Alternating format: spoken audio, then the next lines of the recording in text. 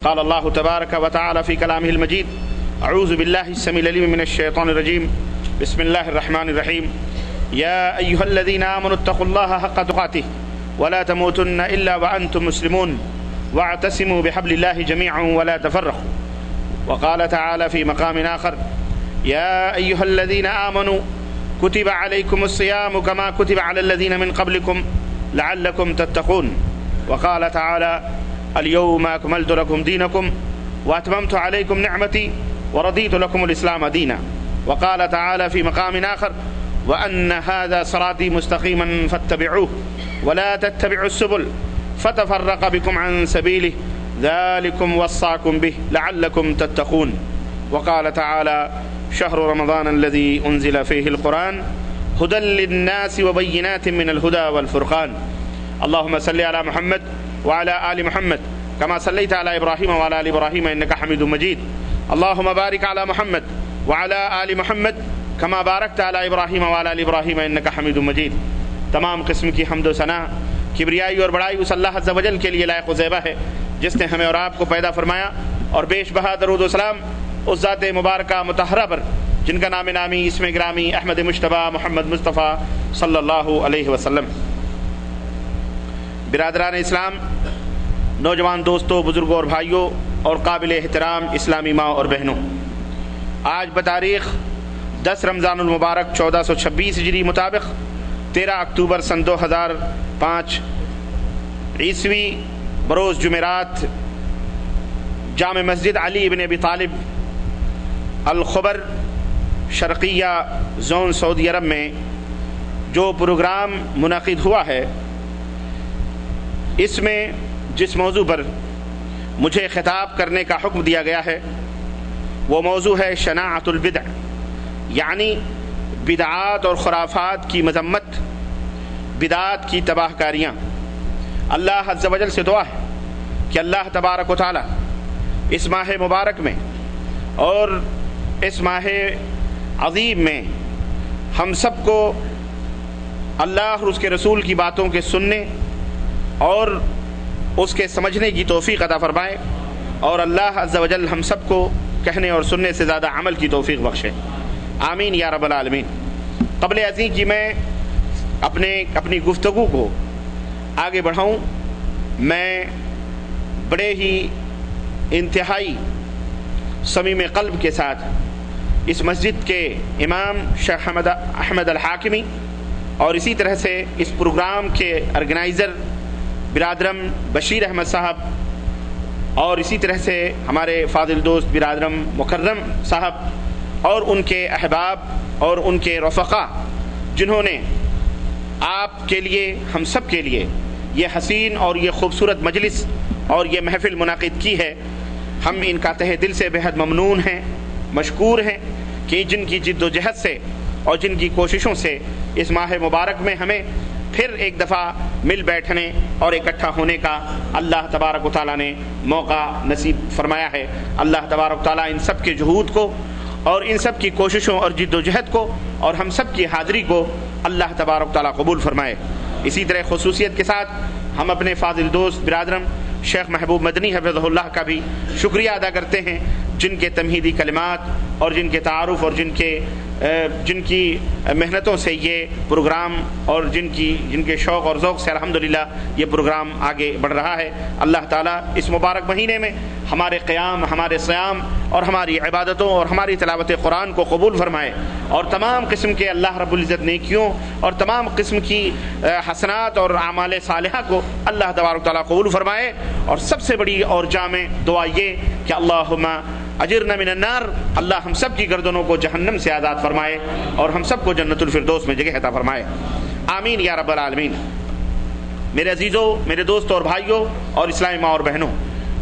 میں اپنے تہ دل سے آپ حضرات کو رمضان المبارک کی مبارکباد بھی پیش کر رہا ہوں، اور اللہ سے دعا کرتا ہوں کہ اللہ تعالیٰ اس ماہ مبارک کے خیرات و برکات سے ہمارے دامنوں کو مالا مال فرمائے، اور اللہ تعالیٰ ہماری زندگی میں اس طرح کے لمحات اور اس طرح کی برکات بھرے یہ گھڑیاں اللہ تبارک تعالیٰ بار بار ہمیں عطا فرمائے، اور اللہ رب العزت ہماری تمام نیکیوں کو قبول فرمائے، آمین یا رب العالمین۔ دوستو، میں اپنے تہ دل سے آپ حضرات کو رمضان المبارک کی مبارکباد بھی پیش کر رہا ہوں، اور اللہ سے دعا کرتا ہوں کہ اللہ تعالیٰ اس ماہ مبارک کے خیرات و برکات سے ہمارے دامنوں کو مالا مال فرمائے، اور اللہ تعالیٰ ہماری زندگی میں اس طرح کی لمحات اور اس طرح کی برکات بھرے یہ گھڑیاں اللہ تبارک تعالیٰ بار بار ہمیں عطا فرمائے، اور اللہ رب العزت ہماری تمام نیکیوں کو قبول فرمائے، آمین یا رب العالمین۔ قبل ازیں کہ میں مزید آگے بڑھوں، قرآن کریم کی جو آیتیں میں نے آپ حضرات کے سامنے تلاوت کی ہیں، ان آیتوں کا ترجمہ آپ کی خدمت میں پیش کرنا مناسب سمجھتا ہوں، کیونکہ ہمارا موضوع انہی آیتوں کے ارد گرد اور پھر درمیان میں مختلف آیات اور احادیث کے حوالے سے آگے بڑھتا رہے گا۔ اللہ عز و جل نے ارشاد فرمایا کہ اے ایمان والو، اللہ سے ڈرو جیسا کہ ڈرنے کا حق ہے، اور جب تم مرو تو اس حال میں مرو کہ تم مسلمان ہو اور اللہ کی رسی کو مضبوطی کے ساتھ پکڑ لو۔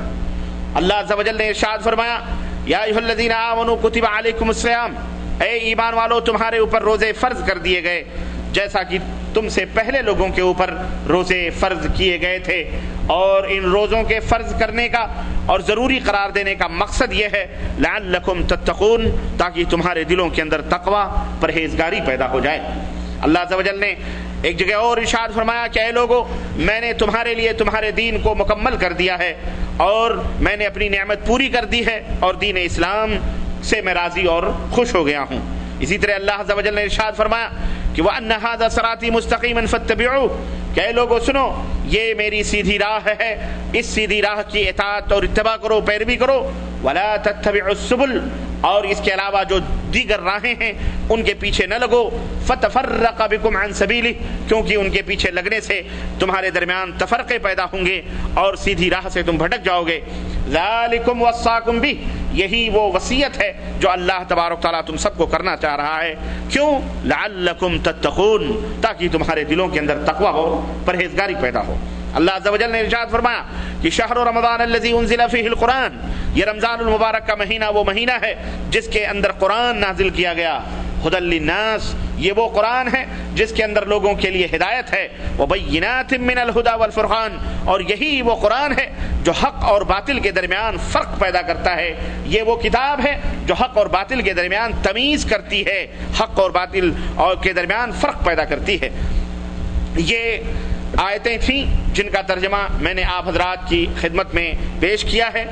اور آج اس موضوع کو جو بدعت کی مذمتیں ہیں میں نے اس کو اختیار کیا ہے، اس کے اسباب، اس کے وجوہات اور اس کی مذمتیں کیا ہیں، اس موضوع کی اہمیت کیا ہے، انشاءاللہ تبارک و تعالی میں آپ کی خدمت میں رکھوں گا۔ مگر اس سے پہلے میں کچھ کہنا چاہ رہا ہوں، اور اس سے پہلے کچھ باتیں آپ کے گوشے گزار کرنا چاہ رہا ہوں۔ میرے عزیزوں، میرے دوستوں، آج کچھ بھی کہتے ہوئے ہمارا دل جہاں خوشی و مسرت سے لبریز ہے کہ اس مبارک رمضان المبارک کا یہ مہینہ عالم اسلام میں ہر جگہ تمام مسلمانوں کے سروں پر سایہ فگن ہے، اور مسلمان اس کی خیرات اور برکات سے الحمدللہ مستفید ہو رہے ہیں۔ جوان ہوں، بچے ہوں، بوڑھے ہوں، مرد ہوں، عورتیں ہوں، ہر مسلمان خوشیاں اور مسرتیں منا رہا ہے اور اللہ کی نعمتوں سے فیضیاب ہو رہا ہے۔ لیکن آج کچھ کہتے ہوئے ہماری زبان غم و علم سے بھاری بھاری سی ہے، اور جسم کا حصہ حصہ زخموں کی ٹیس سے کرا رہا ہے کہ آج ہمارے ہی زبان بولنے والے ہمارے ہی مسلمان بھائی اتنے عظیم حادثے کے شکار ہوئے، اور اتنا بھیانک اور اتنا خطرناک حادثہ اور سانحہ کہ جسے سوچ کر دل لرز اٹھتا ہے اور جسم کانپ اٹھتا ہے۔ کیا کہیں اس حادثے کو، کیا بیان کریں؟ ہم سے زیادہ آپ حضرات نے دیکھا اور سنا ہوگا۔ ایک طرف رمضان المبارک کی یہ بابرکت گھڑیاں اور ساعتیں ہیں، اور برکتیں ہی برکتیں ہیں، ہر چہار جانب رحمتوں اور مغفرتوں اور رب کی برکتوں کا نزول ہی ہو رہا ہے، تو دوسری طرف ہم اپنے لہو لہان بچوں، بوڑھوں، عورتوں اور ماؤں بہنوں کی کراہ کو سنتے اور دیکھتے ہیں تو دل غم سے پھٹنے لگتا ہے۔ زلزلہ آیا، اتنا شدید زلزلہ جس کا ہم تصور بھی نہ کر سکتے تھے، نسلوں کی نسلیں تباہ ہو گئیں، بستیوں کی بستیاں پلٹ دی گئیں، اور گاؤں کے نام و نشان تک ختم ہو گئے۔ خود کے گھر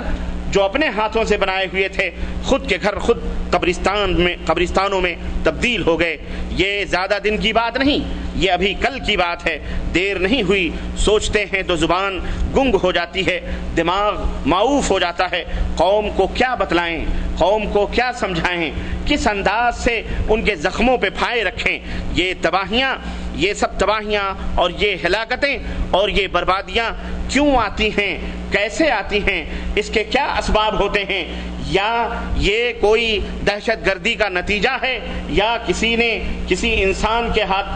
انسان نے کوئی بم پھینکے ہوئے ہیں، وجوہات کیا ہیں، اسباب کیا ہیں، ہمیں کچھ بھی نظر تو نہیں آتا. لیکن میرے عزیزو، یہ ایک الگ موضوع ہے جو وقت درکار ہے، جس کے اوپر روشنی ڈالنے کے لیے وقت چاہیے.